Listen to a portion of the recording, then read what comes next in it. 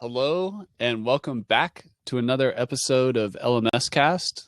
My name is Chris Badgett, and in this episode, we're going to be talking about three business models for people who make online courses in the language learning niche. Language learning is a massive industry. I don't know the statistics, but there is a lot of language learning happening all over the world. People learning their own language, people learning other languages, and for a variety of different reasons. So today I wanted to talk about the online course opportunity if you are a language learning professional or you're bilingual, trilingual, or you're just looking to build some kind of product or course in the language learning niche. So I want to go over three possible business models you could use to create a potentially hugely successful online course in the language learning niche. So the first one I'm going to talk about is what's known as a niche MOOC. So what am I talking about here? What is a MOOC? Well, MOOC is MOOC, and it stands for Massive Open Online Course. That's what a MOOC is. So essentially what that means is if you have a MOOC, you create a course. It's available. There's no limit. It's available around the world. It could have, 5 students in it. It could have 500,000 students in it. So that's the massive part, and it's open. Anybody who finds it, signs up for it, pays for it, can take the course. Now, I recommend doing a niche MOOC. So what I'm talking about here is developing some kind of unique online course in a language learning niche that's very niche. An example would be like a business English course. You could create a course designed to help people who are learning English, it's not their first language, become capable and adept in business. So it's very different from just learning English and learning how to talk to people on the street and order food in a restaurant. A business English course would be more focused on the types of terminology and the words that come up in business settings and meetings and business transactions and banking, accounting, all those kinds of things. And of course, you could have very beginner basic business English, and you could have highly advanced business English. You could also have business Japanese, where people who, let's say executives from the US are going over to Japan and they want to put on a good impression and try really hard to communicate in the native language where they are, in Japanese in my example. So it's not just all about learning English. It could be about learning anything. Another example of a niche MOOC that you could do would be a traveler's survival guide. So let's say you want to go after the younger, work from anywhere, digital nomad, location independent traveler, and you want to give them that are going to Thailand in droves, and you want to give them a Thai language crash course, tourist, traveler, location independent, digital nomad survival guide course. That's a very specific niche that you could do. You could also do that for, people traveling to Spain or Brazil or just any country, Russia. You can create these niche online courses that are designed to teach people exactly what they need. And just like our business example, which type of traveler are you catering to? Because I would not recommend like a general language learning guide to Nepal in Nepali. I would not necessarily recommend that. I would go after people who are going to Nepal to climb mountains. So they're mountaineering people or trekkers, and they're going to be in the backcountry. They're going to be with Sherpas or passing through the villages and stuff. They're going to need to know certain words, about mountains and trails and paths and routes and rocks and weather. These are the kind of words that are important. So I'm just encourage you to think in terms of niches.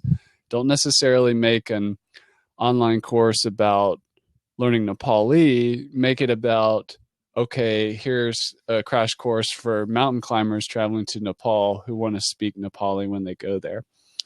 And just to give you a third example is you can think in terms of economics if you're trying to find a niche.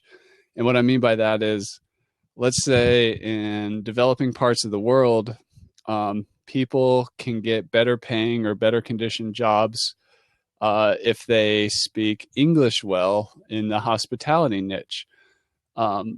So maybe you want to develop a niche course designed to help people get better employment by learning English as it pertains to hospitality. Now you can see that's a very specific niche, a very certain type of language learning that could be used in any country. So you can focus on the country, or you can focus on the type of like resort job seekers. You could focus on a niche like the type of the area of conversation, whether it's business, tourism, or hospitality. The other thing you can do with online language learning courses is what I call a blended model. So this is where people who are already, let's say they have a degree in ESL or teaching English as a second language, they go to places like Korea.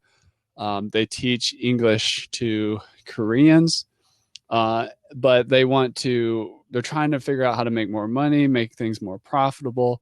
So what you can do is you can blend that in-person learning with online training, so that let's say you need less in-person time because a lot of your your video courses are really where the content's happening. You don't necessarily have to be in that private tutoring session or in that classroom to deliver the educational content, though you do get together and in person, and you review the material, you talk about it, you reinforce it, you figure out where people are stuck, and you continue there. And then the third model I want to tell you about today is what's called the flipped classroom. So I'm going to do an all virtual flipped classroom example for you. So, okay, there's no physical tutoring session one-on-one or classroom where people go and sit inside the same room, but most of the learning is going to be passive. So the online course, whether it be videos, worksheets, exercises, and so on, audios, a lot of that happens in the online course. But then let's say once a week or once a month or a small portion of the day, you get together with the teacher either in a group or one-on-one scenario via technology like Skype or Zoom virtually, and you have a virtual or Google Hangout. You have a get-together, like I said, one-on-one or as a group. And in that case, the teacher acts more as a resource to support the students where they're stuck. So the onus of learning is more on the learner and not necessarily on the teacher to deliver. So it's a very empowering thing, this concept of flipped classroom, where you give the student the control and it's up to them and their determination, and they get to set the pace, especially if it's an asynchronous online course. But then you have that virtual hangout to clarify things, to help remove roadblocks and that sort of thing. So it's taking the power away from the teachers and giving it more to the students, and let them kind of be the leader of their own learning journey. So just in summary, we talked about 3 business models that are ways to approach creating online courses around language learning. We talked about the niche MOOC. We gave an example of business English, traveler's survival guide in a new language, and then a course or platform of courses for people who are trying to get better or desirable jobs in the hospitality industry serving English speakers.